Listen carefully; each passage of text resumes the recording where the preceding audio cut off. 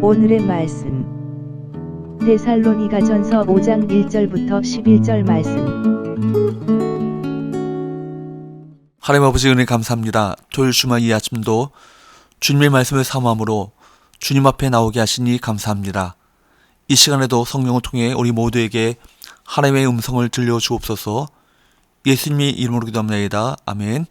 할렐루야. 성교 성도 여러분, 오늘 하루도 주님과 동행하시고 하나님의 은혜가 가득한 하루가 될 수 있기를 주님으로 축복합니다. 오늘 우리에게 주시는 하나님의 말씀은 데살로니가전서 5장 1절에서 11절 말씀입니다.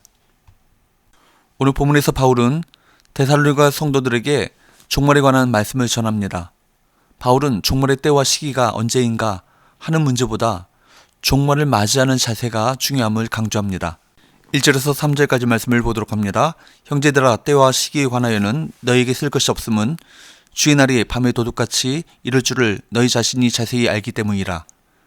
그들이 평안하다 안전하다 할 그때 임신한 여자에게 해산의 고통이 이름과 같이 멸망이 갑자기 그들에게 이르리니 결코 피하지 못하리라.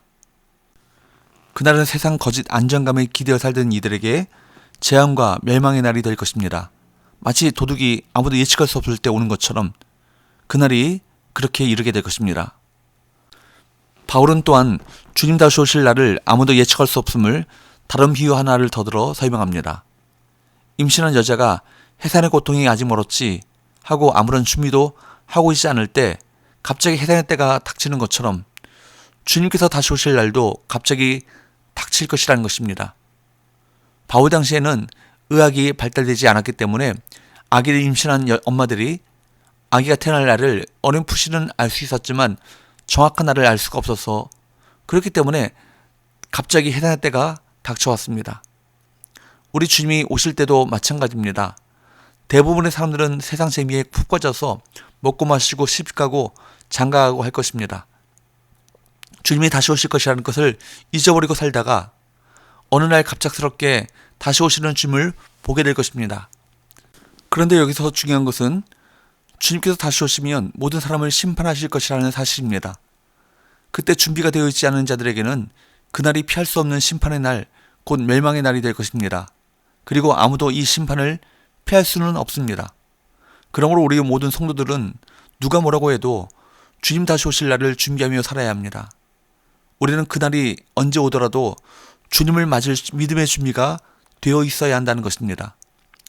존 버년의 소설 철로역정의 번역본에서 주인공 크리스찬이 살던 도시의 이름은 장망성, 즉 장차 망할 성입니다. 장망성의 기준을 따라 안정감을 누리던 사람들에게는 그날은 도둑같이 임할 것입니다. 그러나 반면에 빛의 자녀인 성도들에게는 그날이 어떻게 임할까요? 4절 말씀을 보도록 할까요? 형제들아, 너희는 어둠에 있지 아니하며 그날이 도둑같이 너희에게 임하지 못하리니. 어둠에 있지 않은 성도들에게는 그날이 도둑같이 임하지 않습니다. 왜 그렇습니까? 믿음으로 소망하며 기다리던 날이기 때문입니다. 성도는 언제나 종말을 준비하며 사는 사람들입니다. 성도는 이 땅에서 세속적 성공만을 추구하며 살지 않고 참 생명, 영원한 구원을 주신 하나님의 나라가 완성되기를 기다립니다. 그날은 성도들이 기다리는 날, 회복의 날, 기쁨의 날인 것입니다. 바울은 데살로니가 성도들에게 한 가지 사실을 강조합니다. 5절, 너희는 다 빛의 아들이요 낮의 아들이라. 우리가 밤이나 어둠에 속하지 아니하나니? 성도는 빛의 자녀요 낮의 자녀라는 것입니다. 이제 더 이상 밤이나 어둠에 속하지 않습니다. 심판당할까봐 두려워하는 것이 아니라 그날에 온 세상을 심판하시고 우리를 구원하실 하나님을 기다립니다. 6절, 그러므로 우리는 다른 이들과 같이 자지 말고 오직 깨어 정신을 차릴지라. 그래서 깨어 정신을 차리라는 말은 그런 뜻입니다. 의지를 강하게 하라는 뜻이라기보다는 우리의 소속을 분명히 기억하라는 뜻입니다. 사랑하는 여러분, 우리가 어둠에 속한 자가 아니라 빛에 속했다는 말이 참 좋습니다. 우리가 주님 안에서 얻은 구원은 소속이 바뀐 것입니다. 예수님께서는 요한복음에서 이렇게 말씀하셨습니다. 요한복음 5장 24절에 내가 진실로 진실로 너희에게 이르노니 내 말을 듣고 또 나 보내신 이를 믿는 자는 영생을 얻었고 심판에 이르지 아니하나니 사망에서 생명으로 옮겼느니라. 보십시오. 주님은 구원이란 이렇게 바로 사망에서 생명으로 옮겨진 것, 곧 소속이 바뀐 것이라고 설명하셨습니다. 그렇게 함으로 우리는 영생을 얻었고 심판에 이르지 않는 자가 되었습니다. 그러므로 우리는 누구에게 속했습니까? 우리는 밤이 아니라 낮에 속했습니다. 빛에 속했습니다. 진노의 자녀가 아니라 하나님의 자녀인 것입니다. 7절과 8절, 자는 자들은 밤에 자고 취하는 자들은 밤에 취하되 우리는 낮에 속하였으니 정신을 차리고 믿음과 사랑에 호심경을 붙이고 구원의 소망에 투구를 쓰자. 8절은 히라보 원문을 보게 되면 그러나 우리는 으로 시작합니다. 자는 자들이 밤에 자고 취하는 자들이 밤에 취할지라도 그러나 우리 낮에 속한 성도는 어떻게 해야 합니까? 정신을 차리고 믿음과 사랑으로 호심경을 삼고 구원의 소망으로 투구를 써야 합니다.